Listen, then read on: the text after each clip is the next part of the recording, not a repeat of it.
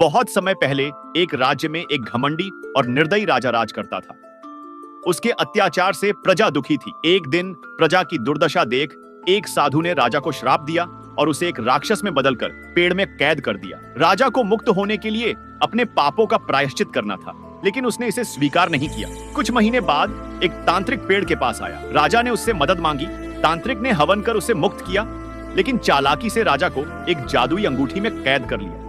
वह अंगूठी अब इच्छा पूर्ति के बदले पहनने वाले से 3 इच्छाएं पूरी करवाने को मजबूर करती थी। इस बीच राजा का बेटा राजकुमार कृष्ण शिक्षा पूरी कर राजमहल लौटा। उसे पता चला कि उसके पिता लापता हैं। अपने पिता की खोज में वह जंगल में साधु बाबा के पास पहुंचा। साधु ने उसे पूरी घटना सुनाई और पेड़ का स्थान बताया। पेड़ के पास पहुंचने पर राजकुमार को एक पंछी मिला, जिसने बताया कि राजा अब अंगूठी में कैद है। पंछी ने वह अंगूठी राजकुमार को दी। जैसे ही राजकुमार ने अंगूठी पहनी, राक्षस बना राजा प्रकट हुआ और उसने एक पहेली पूछी। मैं हूं पर नहीं हूं, देखो पर छू नहीं सकते, हर जगह मौजूद हूं फिर भी कहीं नहीं हूं, बताओ मैं क्या हूं? राजकुमार ने तुरंत उत्तर दिया, परछाई। सही उत्तर सुनते ही अंगूठी नष्ट हो गई और राजा मुक्त हो गया। लेकिन राजा अब भी कमजोर था। तभी राजकुमार को साधु के छोड़े हुए एक कागज पर पहेली मिली। पहेली ने उन्हें एक गुफा का रास्ता दिखाया।